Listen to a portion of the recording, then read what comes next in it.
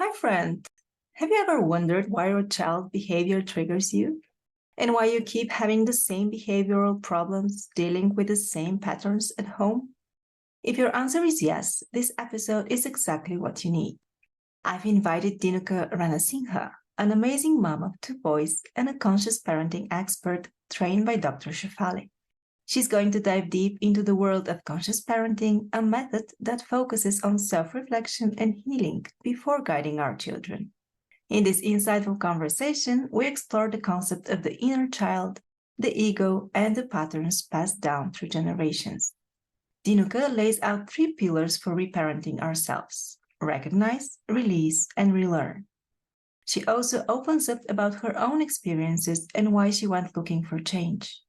So get ready for an episode full of practical insights, personal stories, and a roadmap to conscious parenting. Enjoy! Hi, I'm Billy, and this is the Unlock Your Child's Full Potential podcast. I'm a mom of three lovely girls, and I'm looking for answers. I'm looking for ways to fill the gaps left by the school system and teach my kids the lessons that are going to prepare them for real life. I want to learn practical tips that I can use to raise capable and confident young people who are kind, caring, and authentic, and who bring value to the world. I know it's a lot, but I think as parents, we have the unique role of nurturing the potential of the special human beings entrusted to our care. We can't expect school and the teachers to do everything, and we don't want to let the environment decide who our kids become. It's up to us to coach our children on how to be successful and fulfilled.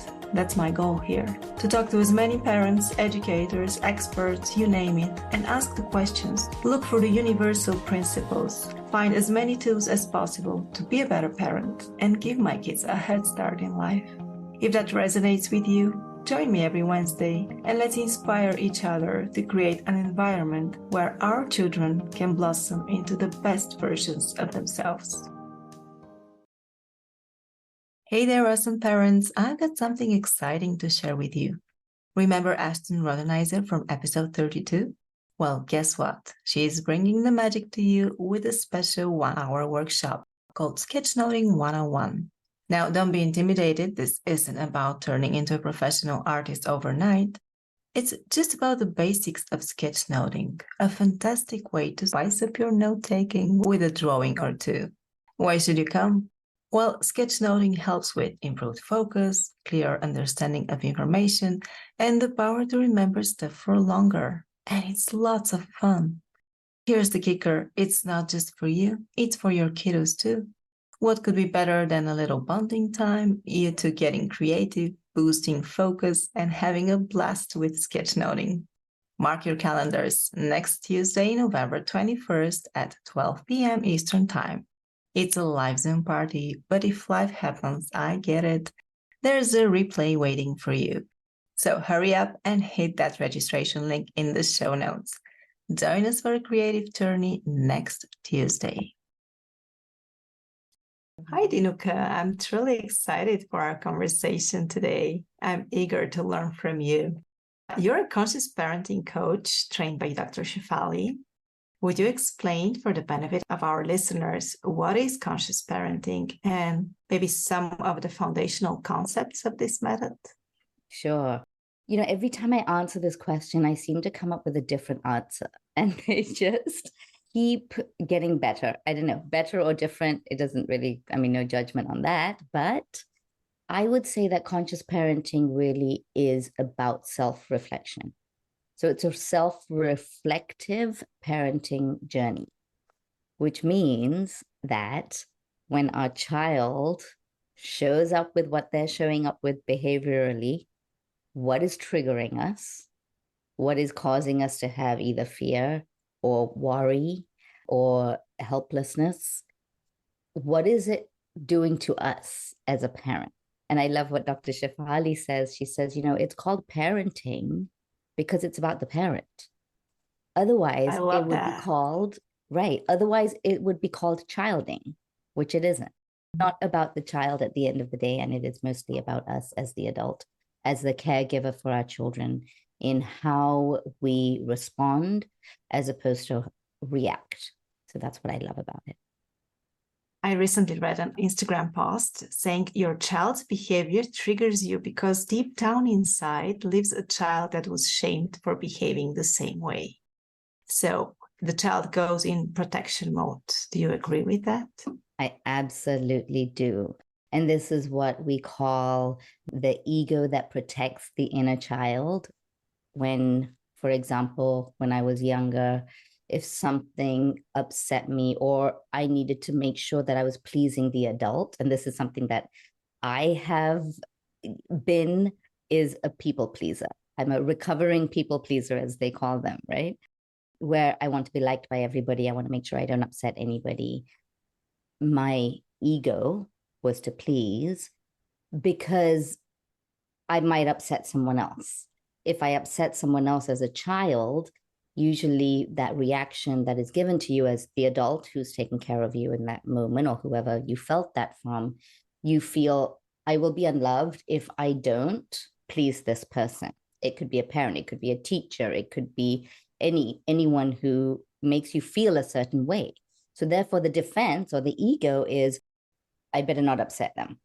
So then you end up living with this wound that is unhealed, and you grow into this adult that still wants to please and can never say no.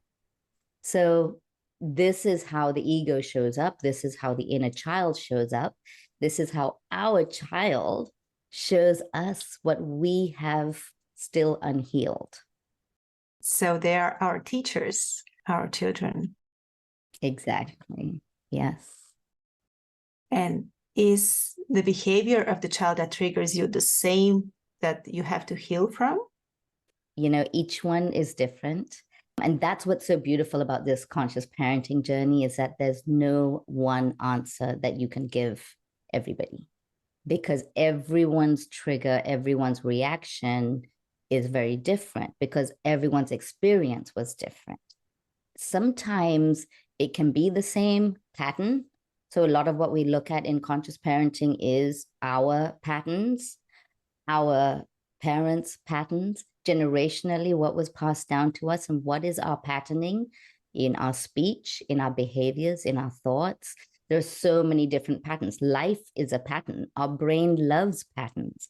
So we stay in that comfort of this pattern, whether it's good or bad. So sometimes that can be the pattern.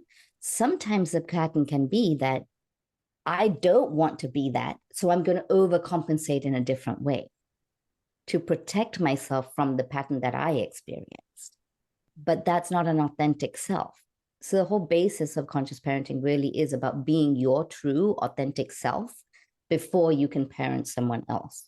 So if I am conditioned to believe that I need to protect myself from a certain pattern that has been happening, and I'm overprotective of it, then I'm going to overprotect my child. Or I may continue that pattern and just keep doing it very unconsciously. And a lot of it is done unconsciously until we bring awareness to it, which then means that we can find our true, authentic selves without being conditioned by all the external factors that have made us believe a certain thing. Okay, so our first step is awareness. Then Yes. what? What do we do in the process of reparenting ourselves?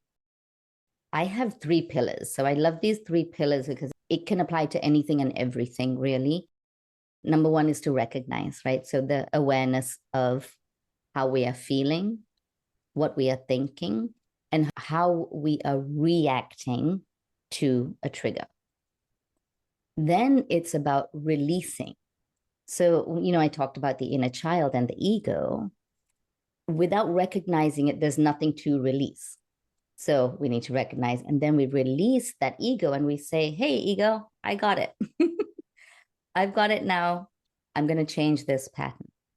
And then we release it. We sit with our inner child. We heal our own inner child, usually through visualizations and meditations, and even just bringing the unconscious to consciousness. And then that conscious thought and awareness can be now released or befriended.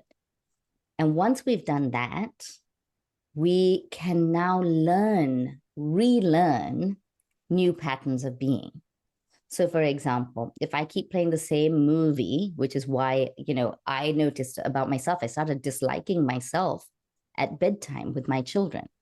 Bedtime was the worst time. It was so stressful. I just wanted to be in bed. I wanted my alone time. It was me. I give to everybody, and this is my time. I've got work to worry about the next day. If they don't go to sleep on time, then they're going to be grumpy in the morning, and I'm not going to be able to get them to school on time, and I'm not going to be able to go to work on time. You see, this Oh, was my yeah, mood, I right? feel that. And then what am I doing? I am yelling. I'm yelling, yelling, yelling. When I really paused, so another concept I use for myself, I've developed this process called the pause process, which is actually an acronym, but you can literally use the pause, and you pause and you go, wow, what am I recognizing here? And what I recognized was that I was the one who was aggravated. My aggravation was causing more stress for my children. How could any child or any person even go to bed upset or angry or yelled at? There was no healthy sleeping because everyone's angry and mad. You can't force a child to sleep either, right? You can stay in bed and lay in bed, but it was my control issue. So I needed control of that, which when I released and I realized that I feel like I've lost control, my inner child was the one wanting the control. And I was in fear of the future the next morning that hadn't happened yet. Yes, it had happened in the past, but in this moment, it hasn't happened yet. So I'm not being present with my children. So that's another in my pause process. My P is my being present. And when you can become present with your children and all they want to do is talk, because at nighttime was what I realized when I stopped this controlling, yelling, awful situation, I was actually being with them. I was lying in bed with them, and this was the most beautiful time that they were opening up to me and telling me stories about what had happened in their day. They were calm, they were relaxed. And guess what? It didn't matter whether it was 8 o'clock or whether it was 9 o'clock. They went to bed peacefully and they had a good deep sleep. And they woke up. I woke them up, no problem. There was a connection that was missing. So again, another huge, you asked about the concepts of conscious parenting. And I think one of the biggest ones is connection with your children. When I connected, they were at peace. They could hear me. They could listen. There was more collaboration. And there was a mutual respect for each other. Sorry, that was a long-winded answer. That was beautiful. I loved it. I also find myself trying to hurry up in the evening, trying to get them all to bed at 9 p.m. But you're right. This is just time to enjoy their company. And connection is truly the answer. Okay, I'm hopping in for just a minute to tell you about the free resource I recently created. It's called the Connection Blueprint, and it consists of 5 tools that will help you improve the relationship with your child and create an environment where your kid feels seen, heard, and loved. After all the lessons we want to teach our kids require us to first have a trusting relationship with them so that they're ready to hear our advice and lean on our support. Anytime I feel disconnected and out of sync with my own children, I get back to this blueprint, put the tools to practice, and it works wonders. I'm sure having a loving and trusting relationship with your kids is a top priority for you too. So check the show notes and get your copy of the Connection Blueprint. What were your struggles before you were introduced to this method? Like, what made you look for it? I was a person I didn't enjoy being around. I didn't like who I had become. And I had fallen into the trap of, am I being a good mother? Am I going to get the trophy of, best mom of the year? No, that wasn't my intention. But, I thought that I knew quite a bit about parenting, given that my background, I had a preschool. And so I knew about early childhood education. That was my expertise. And I thought, I got it. I know how to deal with children. And of course, my children came along and they showed me that, no, you haven't got it. You still have unhealed wounds. You better get yourself together. But I was suffering in a lot of overwhelm, chaos, all the external things. And I wasn't at peace internally. And that internal chaos was creating my environment. And it was creating the environment for my children. It was also then creating that environment of behavioral issues, what I thought were behavioral issues. But really, I was creating this environment of stress and high anxiety and full control, and my children needing to behave and be a certain way, and everything needs to be on time. And I need to do everything because there's an expectation on me as a mother, as a parent. We have to discipline our children. They have to behave. They have to be well behaved. So now you've let go of the ego and you don't care how other people perceive your children? Right, exactly. It's more not even letting go, because it shows up. It's a constant journey and it shows up in very different ways. But the healing gets deeper and deeper and deeper. So when now you recognize it, you see the ego, you can deal with it in a much more compassionate way. And the recovery is, I mean, I still mess up. I still mess up with my children. I'm not perfect in any way. I'm not Zen in any way. But what happens is I can recognize it when it shows up, and I can actually have a conversation with them. And the beauty of it is that in that present moment, I can admit and I can say, I'm so sorry. That was really messed up what I did.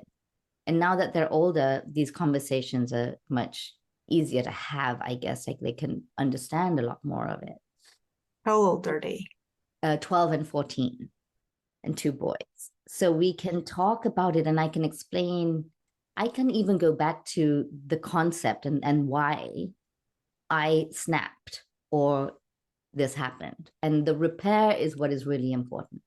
And that's when we don't hold on to trauma, right? We don't hold on to those emotions and those stuck feelings as a child and those inner child wounds for my children. Because when we have a conversation about it, we can repair, and they can feel heard and they can feel understood and they can feel worthy. Oh, awesome. And do you find that they do the same when they mess up? Absolutely. Actually, one of the things that I remember now that you're saying this is I noticed how they were more defensive, or they would mess up and they would get so frustrated and they would just give up. And when I noticed this in them, I noticed it was because we weren't modeling it at home. And so what I intentionally did, again, in conscious parenting, when you pause and you step back, you observe, you start observing. So I was able to notice that, oh, wow, this is happening in their life. How are we modeling this in our own lives? And so I remember he was doing homework at the dining table and I was in the kitchen and I was making something, and intentionally I'd kind of planned this kind of in a manipulative way. I was like, oh man, I messed up, right? I was like, and he was like, what happened? I said, oh, I totally forgot this said this. I didn't read the instructions properly and now I messed up, but that's okay. I'll figure it out and I'll, so I modeled how it was okay to move on and not be so upset about something that you make a mistake about. And little by little by little, things like that, just again, really showing authenticity, although that didn't seem very authentic because I had done it intentionally, but it became much more authentic in my being as well, to show them what it felt like to make a mistake and how you can repair, and that it wasn't the end of the world. Okay, let's move on. And I noticed a change in him as well. And I also find that we have to have compassion with ourselves too. We are aware we mess up, we do the repair, and we have to say to ourselves, it's okay, we'll do better next time. It makes it easier to start over.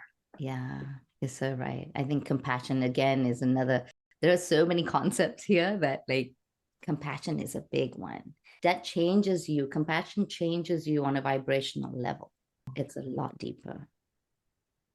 What is one practice you use at home to nurture the connection with your children? You said connection. is a centerpiece of the method. Yeah, I do. I really enjoy just being with them without constantly doing something. Even if they're playing a video game, and being on screens is not my favorite thing. I actually really dislike it, but I have had to come to terms with, they're going to be on screens. It's not like I can eliminate it from their life. And sometimes it can get excessive, but I also notice that I am not instilling the boundary. So I can take responsibility there. And when I instill a boundary, then I'm okay. But when they are, let's say, on their screens, I can just go and sit with them and we can start talking about the video game. And then we'll start designing the car or the motorbike or whatever he's designing. We sit and we connect, but I'm connecting on his terms. It's not about my terms, right? Connection doesn't mean, oh, I better organize. Let's go to Disneyland. Let's go do this. Let's go, do. But those are all my doings. It's about really being where he is. And that's the connection. And then we have a good laugh about it. We enjoy it. And again, then there's collaboration in, all right, should we turn it off in 5 minutes? What do you think? 5 minutes or 10? And we'll have that discussion. And that is a connection because he's also feeling understood and respected. It's not, turn it off right now. I'm telling you off right now. Do you see there's such a difference? But yeah, you're asking a question instead of telling him what to do. Right. We'll find things like I really enjoy doing things that they enjoy doing and allowing them to be motivated in what they are doing. So my eldest loves to cook. So when I'm cooking, I invite them over to come and help me to cook because we enjoy, and that is our connection time. But I'm not forcing anything. It's, I need help. Can you peel this or can you? And then I notice that we just start talking. We just connect at that level. And do you find that it has changed the relationship between the two boys, the way that you parent them? Absolutely. You mean between the two of them? Between the two of them, because they are close in age. They constantly fight. Yes. I admit that. There is constant debating, constant arguing. There is no eliminating that. I really had to come to an acceptance, another concept, acceptance of what it is. And this is their relationship. And this is how they negotiate. This is how they fight. One of the things I recognized also was that I used to get really anxious about them fighting. And I used to get really worried that, oh my gosh, this is so bad for their relationship. They're never going to love each other. But really deep down, they really do love each other.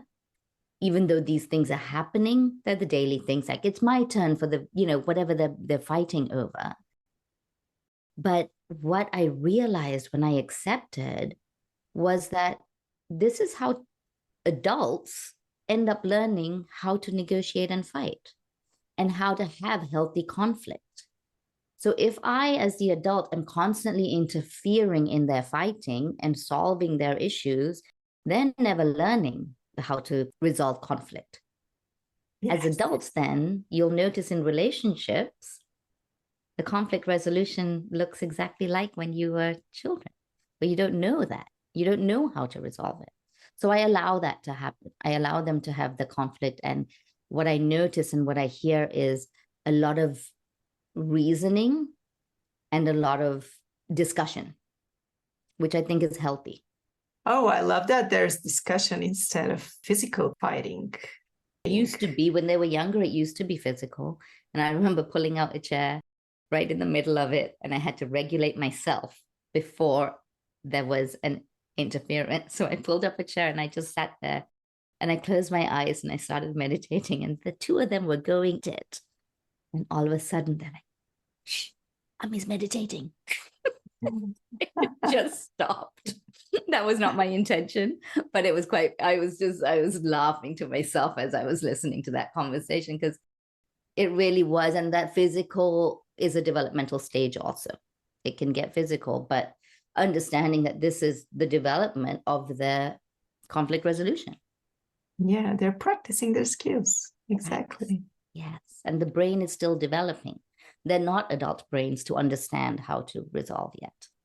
And so they're learning that as long as it's safe, And an adult can be there to intervene with anything that is unsafe. It's not like I just let them go at it. But when it gets unsafe, then I'm saying, this is where we call it quits. But I'm also not agitated. I am at a place of groundedness. I think that's the hardest thing, to regulate yourself, because we are the ones that are getting triggered by this behavior. So we have to take care of ourselves first.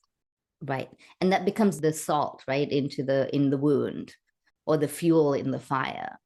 If we are not regulated, then we are doing exactly that. And we're just pouring more into it energetically. And they know that, and they feel that. And there's no resolution. It's like, well, we're all dysregulated here. Who's going to take care of us? And how can it feel like a safe space to have a debate and have conflict if everyone is just up here? And children need that. They need to know that there is a safe person here that I can explode with and have these big emotions with. Okay, so it's our inner work that we have to focus on. Would you share with us what's your daily practice, or something that you take care of yourself so you're the mom your kids deserve you to be? Wow, it's really, going back to that, putting the oxygen mask on first. And if we don't, then we cannot help our children or anyone around us. So I am a believer, embodier of meditation. That works for me. I like stillness, and it calms me, and I find that I can use that calm in chaotic situations because it's already been practiced. It's exercising that muscle. All of a sudden, one day you decide, I'm going to do some bicep curls. Your bicep doesn't develop immediately. It takes time. So over time, that muscle of becoming present is so much easier, which is why I said earlier that the way that I am reacting now, I'm responding more. It's quicker for me to resolve. It's quicker for me to heal and recognize my own wounds because I've already done the work. So the meditation practice, I do meditation, I do breath work, and it develops that muscle of finding the calm in the chaos. Amazing. Thank you for sharing that. Is there anything else you would like to say to us today? I really think now is the time that we, as the adults in our children's lives for the next generations, as we can see what's happening now in the world, is to learn and embody compassion and peace, and really eliminate the unnecessary generational trauma that we are passing on to our children. And if we do the work, then we are stopping that, and we are changing the pattern of what we are seeing right now. And who's responsible? Who can do that? We can. We're the ones with the adult brains. We're the ones with the experience. And I think it's time that we became much more conscious in our parenting. Amazing. Well, thank you, Dinuka. Please tell our listeners how they can find you, work with you, connect with you.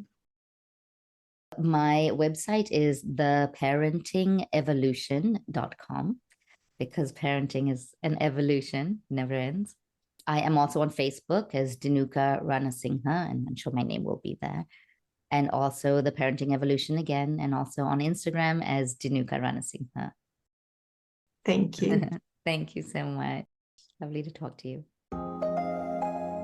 Thank you so much for listening and letting me be a part of your day. If you enjoyed this episode or the show in general, please share it with a friend and help me reach more moms around the world. Also, if you find some value in this podcast and would like to help support it, please visit my Ko-fi page. The link is in the show notes. Any contribution is much appreciated. And lastly, don't forget to subscribe so you get notified when a new episode drops. I'll see you next week.